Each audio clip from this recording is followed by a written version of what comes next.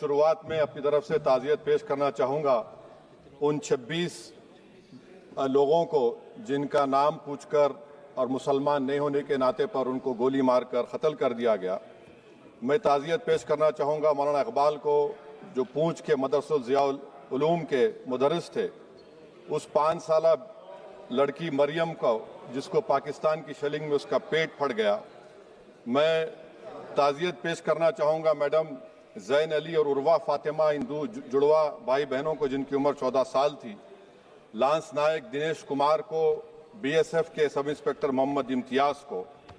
मैं शुक्रिया अदा करना चाहूँगा कश्मीर की आवाम का कि उन्होंने पहलगाम के वाक़े के बाद मस्जिदों से ऐलान किया मजम्मत का, बग़ैर किसी के बोलने पर रोड पर निकलकर उन्होंने पाकिस्तान से आए हुए दहशतगर्दों की मजम्मत की। मैं मुबारकबाद देता हूं हमारी मुसल्लह अफवाज को कि उन्होंने एक अजीम कुर्बानी पेश की और बहादुरी के साथ ऑपरेशन सिंदूर में भारत को कामयाबी दिलाई। मैं मुसल्लह अफवाज ने पहले 9 दहशतगर्द ठिकानों पर उनको निशाना बनाया और सबसे मेरी नज़र में जो दहशतगर्दी के दिल पर हमला हुआ वो भावलपुर का था और 6 एयरफील्ड, 3 हैंगर और 2 रनवेज को हमने तबाह किया। बाद में ऑपरेशन सिंदूर की कामयाबी की एक अहम वजह यह थी मैडम कि मुल्क में इत्तेहाद और इत्तेफाक पैदा हो गया था, एक यूफोरिया पैदा हो गया था, मगर अफसोस कि हुकूमत ने उसका फ़ायदा नहीं उठाया। मैं आज भी कह रहा हूं, जिम्मेदारी के साथ कह रहा हूं कि पाकिस्तानी फ़ौज, पाकिस्तान की ISI, पाकिस्तान का डीप स्टेट, उनका हयाती मकसद ये है कि हमेशा भारत को कमज़ोर किया जाए और अगर हमको इन ताकतों को कमज़ोर करना है तो देश में इत्तेहाद और इत्तेफाक को बरकरार रखना पड़ेगा। अगर हम बुलडोजर के जरिए या फिर लिसानी जबर के जरिए या मजहबी फ़िरका परस्ती के जरिए अक़लियतों को निशाना बनाएंगे तो हम खुदा ना खास्ता उन पड़ोसी मुल्क के दहशतगर्द तंजीमों को कहीं कामयाब ना हो जाए। मैडम, मैं आपके सामने ये भी कहना चाहूँगा कि इत्तेहाद और इत्तेफाक इस मुल्क में जब मजबूत होगा तो हमको बैनुल अक़वामी सतह पर दिखाने की ज़रूरत नहीं पड़ेगी। मैं आपकी तरफ से हुकूमत से चंद सवालात करना चाहूँगा कि वज़ीर आज़म ने कहा कि खून और पानी एक साथ नहीं बह सकते, आतंकवाद और बातचीत एक साथ नहीं हो सकती।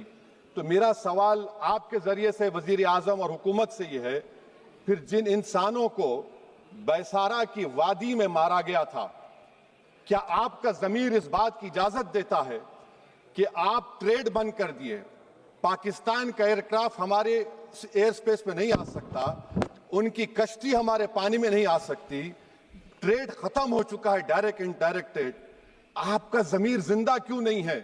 किस सूरत से आप पाकिस्तान से क्रिकेट मैच खेलेंगे जब हम पानी नहीं दे रहे हैं? 80% पानी पाकिस्तान का हम रोक रहे हैं, ये कहकर के पानी और खून नहीं बहेगा, आप क्रिकेट मैच खेलेंगे?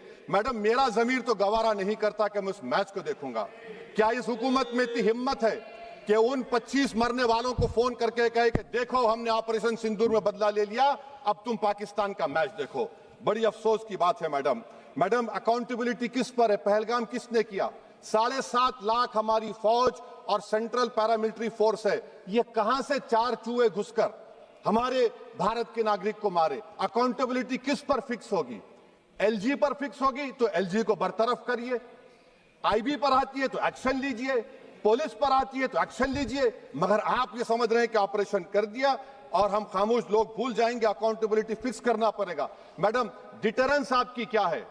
आपने सर्जिकल स्ट्राइक किया, आपने बालाकोट किया, फिर ये पहलगाम हुआ, तो आपकी डिटरेंस की पॉलिसी नाकाम साबित हुई, कश्मीर की पॉलिसी नाकाम साबित हुई, 370 हटा दिया आपने एक रियासत को UT बना दिया और उसके बावजूद भी दहशतगर्द वहां पर पहुंच गए। तो और अफसोस मुझे इस बात का होता है मैडम कि पाकिस्तान को हम जानते हैं, पाकिस्तान और इजराइल इस पूरी दुनिया में एक फेल्ड स्टेट है और पाकिस्तान के आर्मी चीफ को, जिससे हमारे स्ट्रेटेजिक रिलेशनशिप है, जिसको अपना दोस्त कहते हैं, उस देश का प्रेसिडेंट उस शख्स को बुलाकर खाना खिलाता है अपने साथ जिसके भाषण से हमारे लोग मारे गए थे। तो क्या आपकी खारजा पॉलिसी कामयाब हुई? आप देख लीजिए।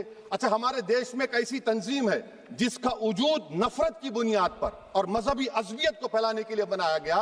उनको तकलीफ है सेकुलरिज्म से, सोशलिज्म से, मगर हमारे संविधान के प्रियम्बल में लफ्ज सॉवरेन है। सॉवरेन का मतलब यह है कि हम खुद मुख्तार हैं, हम हाकिम आला हैं, हम अपने मुल्क के मुकद्दर का फैसला करेंगे। एक गोरा व्हाइट हाउस में बैठकर भारत की सीज फायर का ऐलान करेगा? यह आपका नेशनलिज्म है? अफसोस होता है मुझे सर। मैडम मैं आपसे पूछना चाह रहा हूं कि अगर एक चचा सैम ऐलान कर रहे हैं तो हमारी फौज पर क्या असर पड़ा होगा? हमारे उन पायलटों पर क्या असर पड़ेगा जो नहीं मालूम कितनी ऊपर आसमानों पर भारत की हिफाजत कर रहे हैं? वो नेवी का सिपाही जो समंदर में खड़ा हुआ है, उसको यह नहीं मालूम हो रहा है कि मेरा प्रधानमंत्री ऐलान नहीं किया, एक गोरे ने ऐलान किया। बड़ा ये आपके कैसा होगा ये? मैडम मेरा सवाल हुकूमत से यह भी है कि हम कोई एडवर्सेरियल कंट्री नहीं है अमेरिका के लिए, हम दोस्त हैं, स्ट्रेटेजिक रिलेशनशिप है। क्या क्या एग्रीमेंट हमने साइन नहीं किया, तो क्या ये दोस्ती निभा रहे हैं? मैडम मैं हिस्टोरिकल एग्जांपल दे रहा हूं, क्रुश्चेव और टीटो। क्रुश्चेव ने दबाव डाला, टीटो ने कहा मैं नहीं मानता, मैं नैम ज्वाइन करूंगा। मैडम फ्रांस और यूएसए, डिगोल को जब यूएसए ने दबाव डाला तो डिगोल ने कहा कि तुम दोस्त हो मगर हमारी खारिजा पॉलिसी आजाद ना है। मैडम वहीं पर आप देखिए गुजराल साहब, जिसको कहते सबसे कमजोर थे, वजीर आजम थे, उन्होंने बहादुरी का मजारा किया, रिफूलिंग करने नहीं दिया। वियतनाम 20 साल यूएसए से लड़ा मगर झुका नहीं, और हम उनको बोल भी नहीं पा रहे, हम तो कोई दुश्मन मुल्क तो नहीं है अमेरिका के, ये आपको समझने की जरूरत है। और मैडम यहां पर वजीर खारजा ने कहा वो चीन गए, डिप्टी चीफ ऑफ स्टाफ ने कहा कि चीन के इक्विपमेंट एक लाइव लैब था हमारे उनके लिए। क्या आपने कहा चीन को कि तुमने क्यों दिया पाकिस्तान को हथियार? आप नहीं कहे। और मैडम आप जानते हैं कि रक्षा मंत्री ने कहा कि स्विफ्ट एंड प्रोपोर्शनेट, तो फिर जो इंडोनेशिया मिलिट्री अटैचे ने कहा कि हमको कहा गया मत मारो, हम सेल्फ डिफेंस में भी नहीं मार सकते थे पाकिस्तान को। और अगर आप ट्रंप के बयान को गलत कह रहे हैं कि 5 एयरक्राफ्ट नहीं गिरे, मैं यकीन करता हूं आपकी बात का। आप हमारे पायलट्स को कमेंट करिए ना, हमारे पायलट्स को कमेंट करिए कि हम अपने पायलट्स की तारीफ करते हैं, आप वो भी नहीं करना चाहते। मैं हुकूमत से जानना चाहता हूं मैडम कि क्या फ्रांस ने हमको सोर्स कोड नहीं दिया जिसकी वजह से हमारे एयरक्राफ्ट को क्या नुकसान हुआ? अब मुस्तकबिल में आप हथियार खरीदेंगे तो क्या आप सोर्स कोड हासिल करेंगे? और मैडम मैं आपको बताना चाह रहा हूं, मेरे सवाल का जवाब हुकूमत दे। हमारे पास सैंक्शन जो स्क्वाड्रन है 42 है, 60 साल के बाद सिर्फ 29 काम कर रहे हैं। पाकिस्तान के पास 25 हैं, चीन के पास 50 से ज्यादा हैं। 11 साल से आप सरकार में हैं, सबमरीन नहीं है, थर्ड एयरक्राफ्ट कैरियर कहां पर है आप बताइए। और मैडम FATF में लाना पड़ेगा आपको। अगर आप विश्व गुरु हैं तो हम आपको चैलेंज कर रहे हैं, आप G7 के कंट्रीज को, GCC को और चचा सैम को राजी कराइए कि पाकिस्तान को, मैडम खत्म कर रहा हूं, FATF में दोबारा लाया जाए। मैडम ऑल पार्टी मीटिंग हुई, देखिए कितना कॉन्ट्रडिक्शन है केंद्र सरकार में और स्टेट सरकार में। ऑल पार्टी मीटिंग में था, केंद्र सरकार ने कहा कि नहीं, बैसारन मिडोस पर तो कोई जा ही नहीं सकता, जून से पहले इजाजत लेना पड़ेगा। बाद में हमको मालूम हुआ कि साल भर खुला रहता मिडोस सिवाय बारिश और स्नो के। ये कॉन्ट्रडिक्शन है केंद्र सरकार में। वहां पे मैं हुकूमत से मुतालबा करता हूं मैडम आपके जरिए से कि कौमी सिक्योरिटी को, नेशनल सिक्योरिटी को, खारिजा पॉलिसी को, फॉरेन पॉलिसी को राजनीति का मुद्दा मत बनाइए, राजनीति का मुद्दा मत बनाइए। ये हमारे मुल्क में मुफाद होगा, हमारे मुल्क के इत्तेहाद और एकजुटती को आप एक वोट का जरिया मत बनाइए। और मैं एक आखिरी बात पूछ रहा हूं मैडम, क्या चीन ने हमसे कहा था कि सीज फायर कर लो? और कैसे पाकिस्तान ने हमारे पायलट्स की बातों को सुना कि हमारा कम्युनिकेशन एनक्रिप्ट नहीं है? मैडम आखिर में मैं अपने शेर से इस अपनी बात को खत्म करूंगा कि अपने ही हाथों से सर अपना कटाना है हमें, मादर हिंद पे भेंट चढ़ाना है हमें।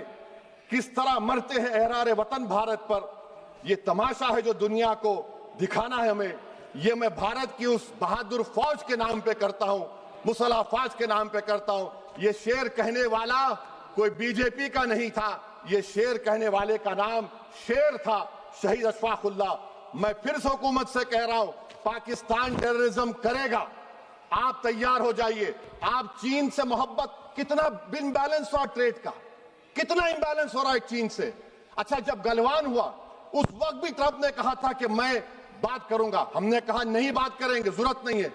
आज ट्रंप हमारे से पहले बोलता है इज्जत नफ्स भी कोई चीज होती है, इख्तिदार में कोई यहां रहेगा कोई वहां रहेगा, मगर इख्तिदार में इकबाल होना चाहिए। बदबख्ती की बात यह है कि आपने इकबाल को खो दिया। बहुत बहुत शुक्रिया।